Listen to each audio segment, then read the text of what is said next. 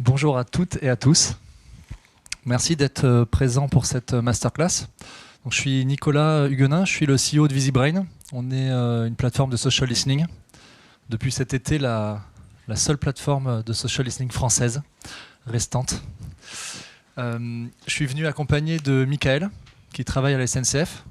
Donc, pour attaquer directement dans le sujet, puisque la SNCF, c'est une marque que vous connaissez peut-être. Est-ce que tu pourrais te présenter et nous présenter la SNCF, s'il te plaît? Présenter la SNCF, je pense que ça va être, il va falloir un petit peu plus de temps. Mais bon, le SNCF, en gros, ça, si on reste focalisé sur les réseaux sociaux, c'est 3 millions de visiteurs, de clients par jour. Il y a 15 000 trains par jour également. Et sur les réseaux sociaux, ça fait 100 000 citations, à date 100 000 citations par jour.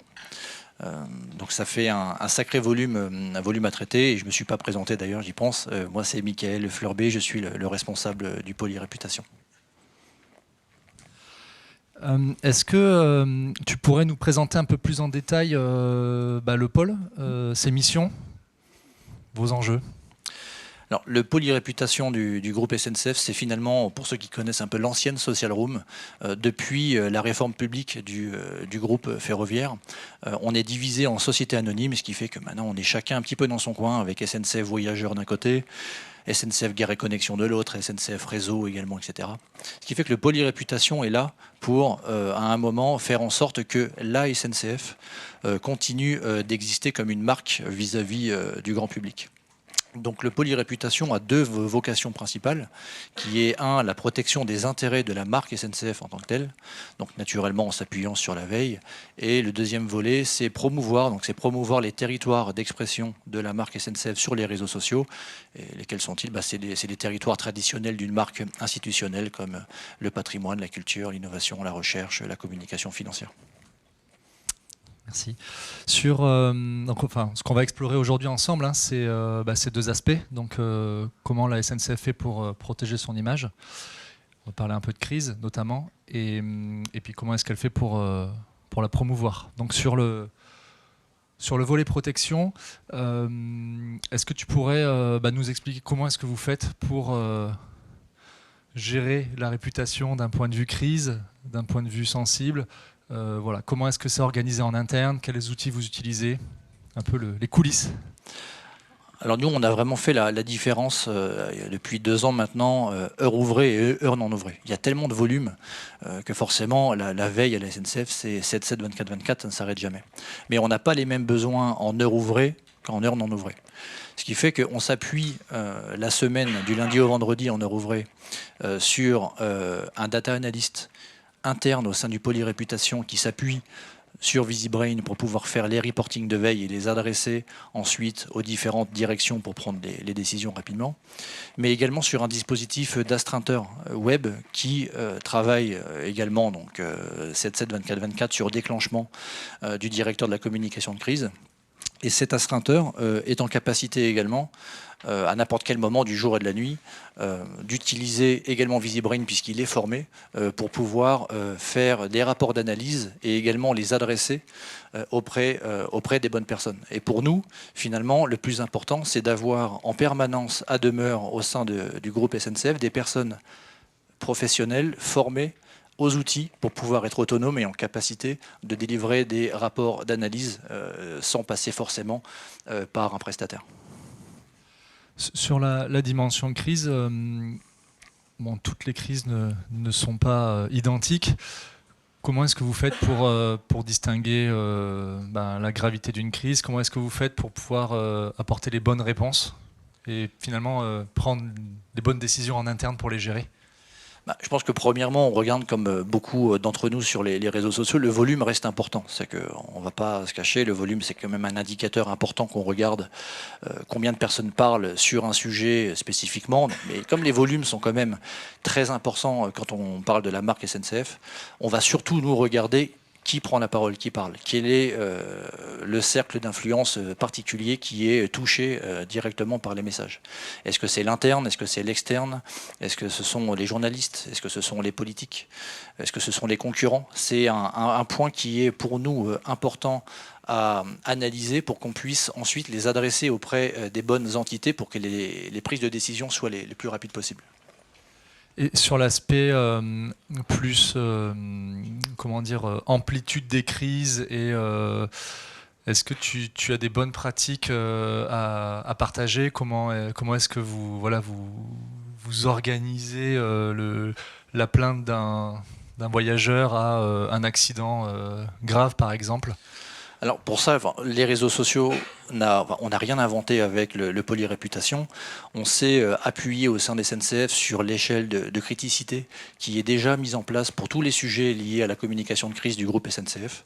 C'est une échelle qu'on a voulu mettre de 0 à 6. Pourquoi 0 ? Parce que finalement, même une situation nominale n'est pas quelque chose qu'on souhaite également traiter comme une information, puisque finalement une non-crise, pour nous, c'est aussi un sujet de communication sur lequel on souhaite à un moment prendre une décision de réponse ou de non-réponse. Et ça nous permet à un moment de savoir à quel moment la prise de décision va pouvoir se prendre. Jusqu'au niveau 2, par exemple, ça va être le community manager de la région concernée, par exemple, qui va pouvoir en totale autonomie prendre ses responsabilités sur les éléments de réponse à apporter sur les réseaux sociaux.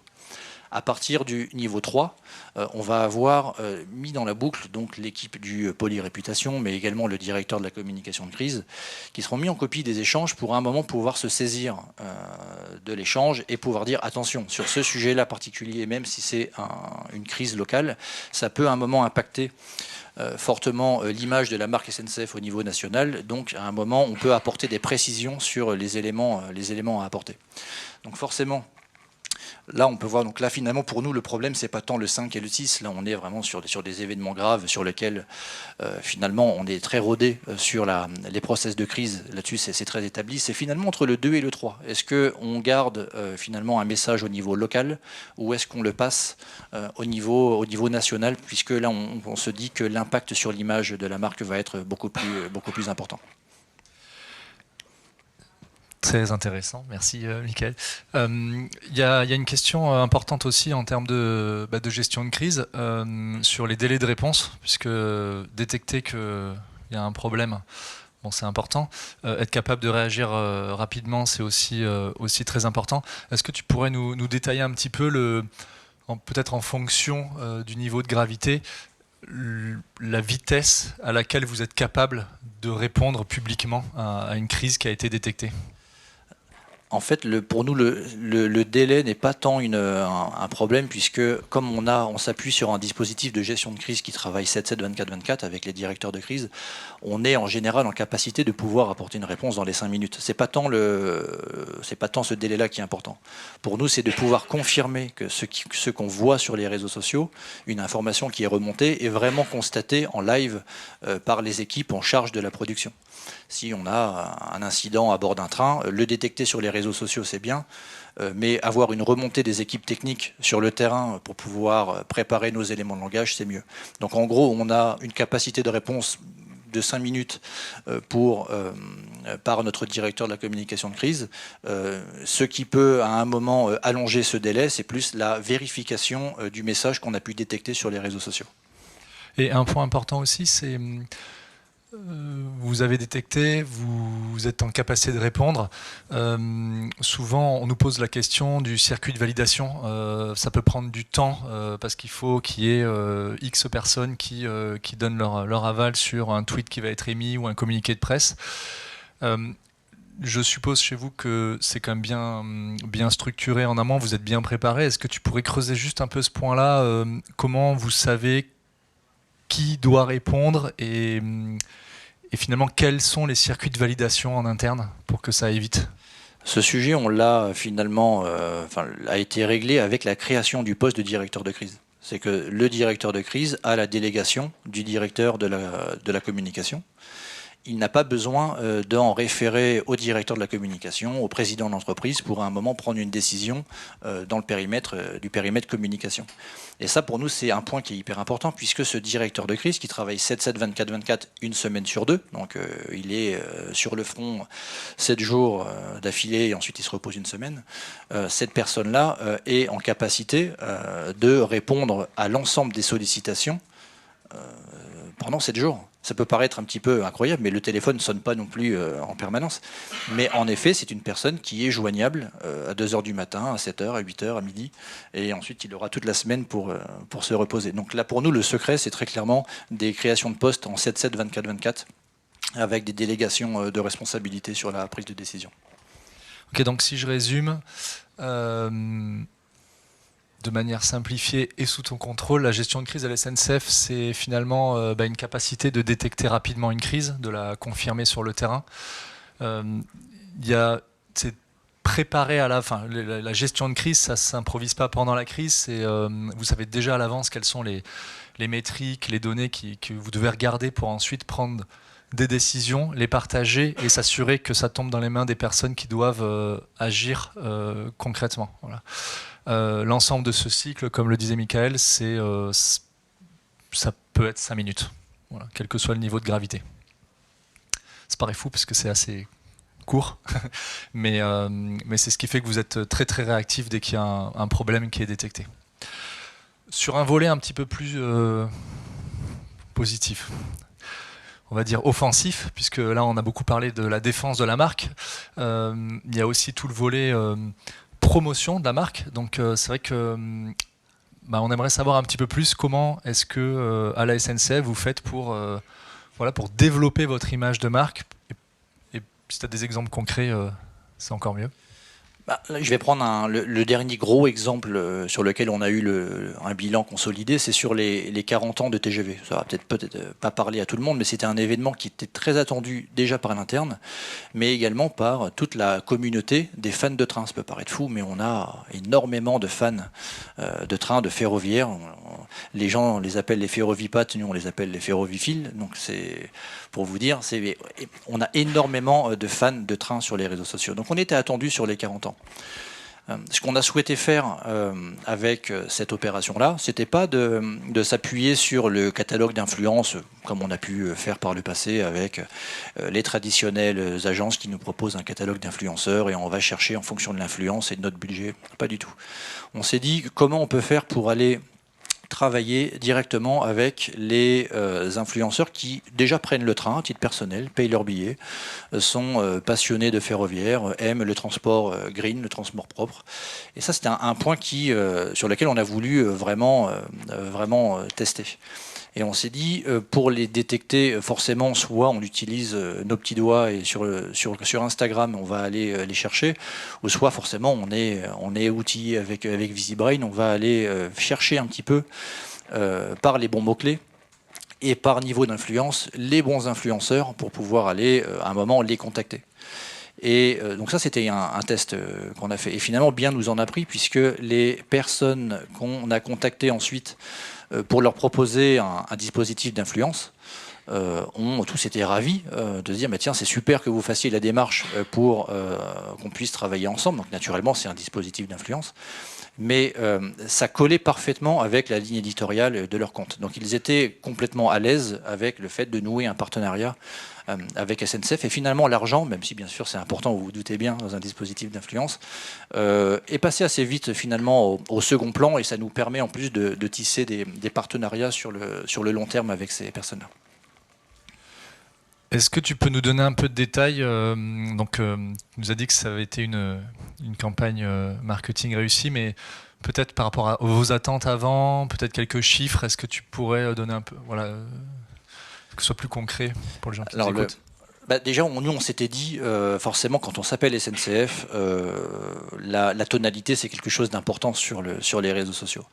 Donc, quand on parle d'un sujet qui est plutôt, quand on parle de beau, et là pour nous clairement on parle de beau avec des belles rames, des belles photos, on avait un très bel événement sur place, on avait déjà choisi Instagram pour pouvoir se dire c'est là qu'on va mettre en avant les belles photos de l'opération. Et on a été agréablement surpris, c'est surtout sur la tonalité. C'est pas tant sur le volume, on a toujours pas mal de volume. On n'a pas spécialement on n'en tire pas une gloire particulière, mais sur la tonalité, là on a été agréablement surpris de voir les retombées, les tonalités positives qu'il y avait autour de l'imaginaire du train et le fait que finalement le TGV, qui est pourtant finalement pas si vieux que l'Orient Express, est quand même fait partie déjà de la vie des gens au quotidien. Tout le monde beaucoup de monde ont un souvenir à bord de ce train-là. Donc on a eu une tonalité positive qui est sans commune mesure avec les opérations qu'on a pu avoir. On a eu en tonalité positive peut-être plus de 70% de messages positifs, quelques messages négatifs naturellement, c'est logique, hein, on est un transporteur public, mais 70% de positifs pour SNCF, c'était du jamais vu. Et ça, c'était sur Instagram.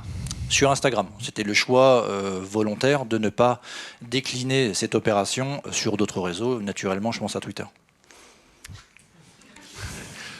Que vous devez quand même regarder un petit peu pour le volet crise, j'imagine. Qu'on regarde avec la plus grande attention, mais quand on souhaite faire du positif sur du beau, pour nous, on fait du beau, on est sur Instagram. Voilà. Ça m'amène à ma question suivante. En termes de réseau, on parle d'Instagram, on parle de Twitter. Est-ce qu'il y a d'autres réseaux qui sont explorés, soit sur le volet protection, soit sur le volet promotion par la SNCF ? Alors déjà sur le volet protection, on regarde tout. Déjà c'est simple, il n'y a pas de réseau qu'on ne regarde pas, même les plus compliqués à veiller, on les veille, on les regarde, on passe du temps. Voilà. Mais sur la partie promotion, naturellement, on est comme beaucoup de marques et on regarde avec attention ce qui se passe sur TikTok. TikTok pour nous ça a été longtemps une énigme malgré tout, puisque on était comme tout le monde, on avait TikTok sur notre téléphone et on a souvent le contenu proposé par l'algorithme en premier et beaucoup moins les publications qu'on a vraiment envie de voir par les hashtags ou par les comptes auxquels on est abonné. Donc forcément, il a fallu qu'on s'appuie sur un outil. Donc on a été bien content quand vous avez chez VisiBrain proposé la veille sur cet outil-là, puisque ça nous a permis à un moment de faire une veille par mots-clés et par thématique sur ce réseau-là. Pour nous, TikTok, c'est finalement, on le voit un peu comme l'entre-deux entre un mix entre Twitter pour la partie instantanéité et rapidité et utilisation des hashtags, et un mix avec donc Twitter et avec Instagram pour malgré tout le beau. On aime bien parler de beau, mais en fait sur Instagram, on est rarement en train de montrer, sur TikTok, on est rarement en train de montrer des choses négatives. On est surtout dans l'humour et surtout sur des anecdotes plutôt drôles ou sympas à voir. Tu as quelques exemples à partager de ce que vous avez pu détecter dans votre secteur ou autour de votre marque ? Nous, sur TikTok, actuellement, on regarde un peu ce qui se passe. Mais étonnamment, c'est au niveau des annonces des contrôleurs sur Ouigo. Beaucoup de gens ont filmé des annonces qu'ils ont trouvées soit drôles ou certains moins drôles, mais en général c'était plutôt des annonces un peu cocasses qui se sont retrouvées notamment sur TikTok premièrement. Donc ça nous a interpellés. Et le deuxième volet, ça reste encore finalement un des fondamentaux de ce réseau-là, c'est finalement l'usage de la danse sur les quais. Il y a encore pas mal de personnes qui souhaitent soit des petites chorés, etc., à bord d'un train ou sur le quai. Donc ça nous, quand on regarde ça, c'est pas juste regarder pour regarder, ça nous permet à un moment de se dire qu'est-ce qu'on fait sur TikTok ? Est-ce qu'on a vocation demain à ouvrir des comptes pour pouvoir parler à cette communauté-là, ou est-ce qu'on va plutôt passer par des dispositifs d'influence pour pouvoir faire passer les messages ? Donc TikTok, en effet, c'est quelque chose qu'on regarde et qu'on va probablement investiguer plus largement en 2023. Donc si je résume sur la partie un petit peu promotion de la marque et donc mise en place de campagne marketing, le process chez vous est assez simple. Vous regardez ce qui se passe pour être sûr de matcher avec des tendances du moment. La partie identification d'influenceurs, qui est quelque chose de très personnalisé en interne et non pas, vous avez, comme tu disais, fait le choix de ne pas passer par des bases où finalement on retombe assez souvent sur les mêmes individus pour faire quelque chose de très personnalisé. Et puis ensuite, vous déroulez la campagne avec un bilan positif pour les 40 ans. Et finalement, ce process-là, vous le vous l'avez tendance à le répéter sur les différentes campagnes que vous menez? Donc là, on attend maintenant le bilan consolidé, mais là, on sort des journées européennes du patrimoine, par exemple. On a reproduit exactement le même process. Une fois qu'on aura le bilan consolidé, déjà, on a hâte de l'avoir, mais ce qu'on voit déjà, c'est qu'en termes de volume, on est encore bien plus que les 40 ans de TGV. Et surtout, pour nous, c'est pas tant le volume, une fois de plus, c'est la tonalité. De se dire qu'on a travaillé avec les bonnes personnes sur les bons réseaux pour limiter ensuite les messages négatifs sur les réseaux qui se prêtent le moins à ce type de campagne. Merci Michael. On arrive à la fin de la masterclass. Peut-être en conclusion, on vous propose 2 idées sur la partie protection, la partie détection de crise. Finalement, ce qui est clé pour une marque comme la SNCF et pour les marques en général, c'est d'être en capacité. Enfin, déjà, c'est de prévoir les crises avant qu'elles arrivent, puisque tu me contrediras pas en disant qu'une fois que la crise est là et si on n'est pas prêt, c'est pas grave, ce sera pour la prochaine. Et donc il faut être en capacité de détecter quand même dès qu'il y a des sujets sensibles qui émergent.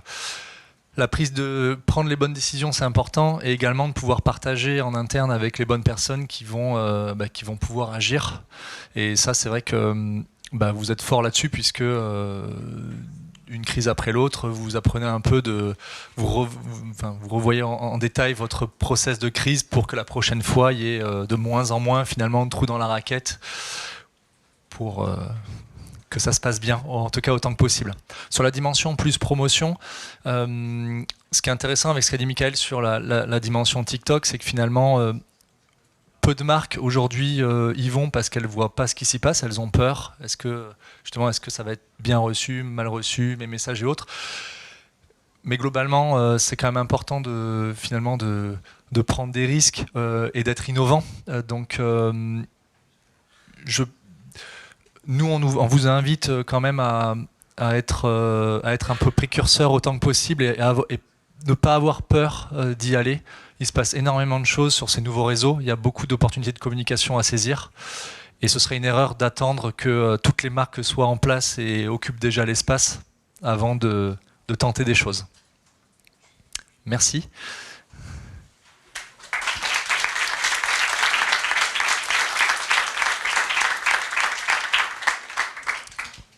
Si vous avez des questions maintenant, on a 5-10 minutes, je pense. Oui. Deux petites questions, la taille de votre équipe. Et puis la deuxième question, sur votre échelle de crise, le lancement de l'appli, c'était traité comment? Je vais reformuler la question, parce que pour les personnes qui sont à distance n'entendent pas forcément les questions. Donc première question, c'est la taille de l'équipe donc du pôle réputation, et la deuxième question sur comment a été géré le sujet application mobile SNCF Connect.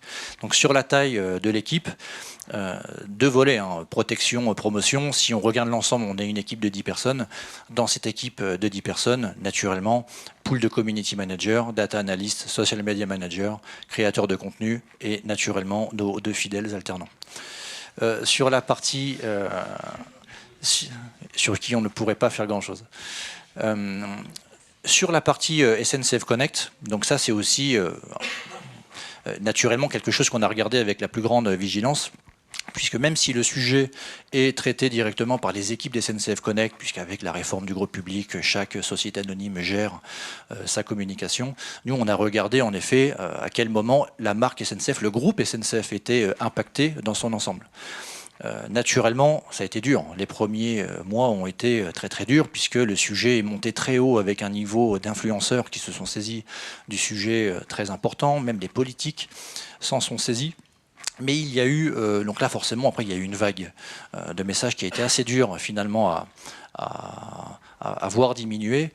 Mais cependant, on a malgré tout réussi en retissant un lien avec directement les premiers utilisateurs de l'application. Donc là, ce qu'on a fait, c'est des retours massifs avec les personnes qui utilisaient l'application au quotidien. Donc naturellement, on n'a pas pu contacter les 20 millions d'utilisateurs de l'application, mais en contactant plusieurs centaines de milliers de personnes pour résoudre ces problèmes directement, ça nous a permis non pas de changer la tonalité sur les réseaux sociaux, parce que là on n'en était vraiment plus là, on était sorti des réseaux sociaux, c'était un sujet qui avait dépassé ce sphère-là, mais on a gommé le plus gros des irritants clients directement en travaillant avec eux pour pouvoir sortir un petit peu grandi de cette phase qui n'a pas été particulièrement agréable à vivre, surtout par nos équipes techniques qui ont beaucoup travaillé sur l'application.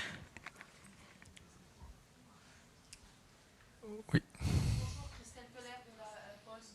Vous avez dit tout à l'heure, oui, on n'a pas pris des catalogues d'influenceurs proposés par les agences de com, et donc on s'est appuyé sur VisiBrain pour trouver des influenceurs que je comprends comme être plus pertinents. Comment ça se fait? Enfin, pourquoi ces agences de com ne trouvent pas les bons influenceurs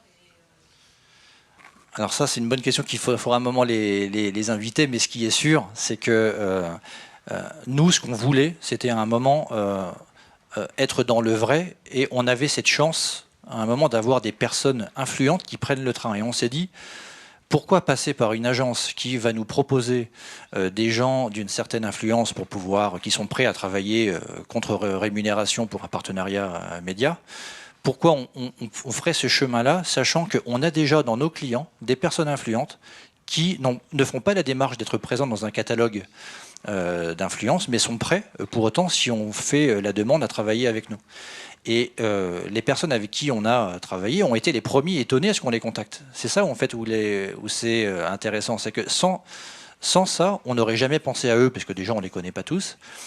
Et c'est vraiment la data qui nous a permis de nous dire à un moment, sors du prisme influenceur que tu as l'habitude de voir sur les réseaux et le côté qui brille du catalogue des agences d'influence, mais regarde de manière très concrète quelles sont les personnes qui ont les communautés les plus grandes et qui, dans les faits, très concrètement, publient régulièrement du contenu positif à bord des trains. Pour nous, le plus important, c'était ça.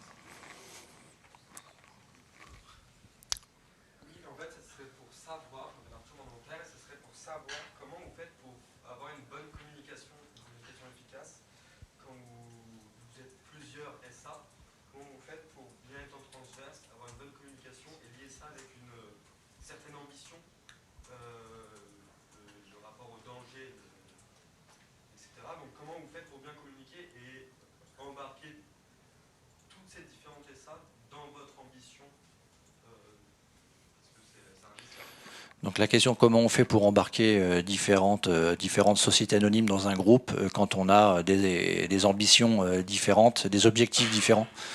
Là, il y a deux choses qui sont à notre avantage, c'est notre positionnement. C'est que le pôle e-réputation est au sein de la holding. Donc déjà, ça facilite les choses, c'est qu'au niveau du positionnement, c'est plus simple de parler à tout le monde quand on est un holding plutôt que quand on est au sein d'une SA X ou Y. Et deuxièmement, c'est un point que je n'ai pas abordé avant, mais que j'aurais pu annoncer, c'est que dans les missions du pôle e-réputation, il y a également la gouvernance. Et la gouvernance, c'est un mot important, mais qui finalement est simple. C'est réunir l'ensemble des entités du groupe SNCF de manière régulière, et on les réunit de manière hebdomadaire, mensuelle, trimestrielle, etc., pour organiser nos communications par temps fort. Et une fois qu'on a organisé nos communications par temps fort et identifié les budgets de chacun au sein des différentes SA, voir comment on peut tout de suite voir plus grand. Puisque quand on a la SA X qui arrive avec un budget de 15K pour une opération et la SA Y qui arrive avec un budget de 10K pour la même opération, on se dit qu'à un moment, si le pôle e-réputation arrive également avec son budget médiatisation pour en faire une opération groupe, qui met d'ailleurs en valeur les ambitions et les valeurs de chaque SA. Hein. On peut les décliner de manière tout à fait satisfaisante. On arrive à faire en sorte que, à la fin, le client final perçoit le message comme une opération de la SNCF en grand. La SNCF aujourd'hui, ça veut dire le cœur ferroviaire. Hein. La SNCF, c'est autant le rail que le transporteur, que les gares. Donc ça permet à un moment de faire en sorte que le client voit un message de la SNCF, et pour autant, dans la déclinaison de chaque message, on a mis en avant les territoires d'expression de Gare et Connexion, de réseau, etc. Mais tout a été bien orchestré dans le temps, avec les prises de parole des SA et des dirigeants. Très important, c'est qu'on coordonne également les prises de parole des dirigeants du groupe SNCF pour faire en sorte que personne ne se marche sur les pieds.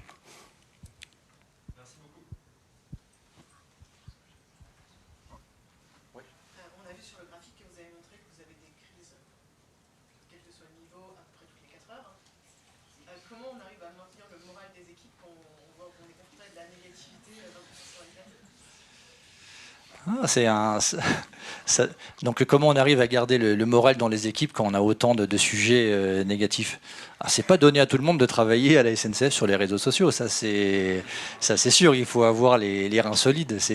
On travaille pas chez Chanel, on travaille pas chez Dior, on travaille à la SNCF. Donc c'est vrai que ça demande à un moment très clairement un peu d'humilité sur un sujet. C'est qu'on ne regarde pas SNCF comme on regarde une marque de luxe. On est avant tout un transport de masse, et ça, faut pas l'oublier, c'est qu'on a également, quand on s'appelle SNCF, tout le volet relations clients et infotrafic qui prend le plus de place. On est dépendant, nous, de la bonne circulation des trains. Avant de commencer à parler de patrimoine, culture, d'innovation, des 40 ans de TGV ou des JEP, on a intérêt de faire en sorte que les trains roulent, que la relation client soit faite, que l'infotrafic soit de qualité, et là, on peut en effet arriver avec la cerise sur le gâteau, une autre action de communication. Et c'est pour ça que tout le travail qui est fait en amont et que personne ne voit, mais le travail de coordination avec l'ensemble des SA pour vérifier que SNCF Voyageurs répond dans les délais sur les réseaux sociaux à ces messages, qu'il n'y ait pas de transfert intempestif entre SNCF Réseau, Gare et Connexion et la holding SNCF, que nos actions de communication soient le plus fluides possible, pour nous, c'est quelque chose qui est essentiel avant de chercher à faire du positif sur les réseaux sociaux. Après, naturellement, si ça ne m'est pas arrivé, mais si un de nos community managers devait me dire oh, c'est compliqué, il y a beaucoup de messages difficiles sur les réseaux sociaux, j'aurais envie de lui dire c'est peut-être moins compliqué d'être sur les réseaux sociaux que d'être sur un quai en situation perturbée. Donc non, je pense qu'il faut relativiser. On doit s'arrêter là, malheureusement, mais on peut poursuivre l'échange à l'extérieur si vous voulez. Merci en tout cas Merci à tous d'avoir assisté.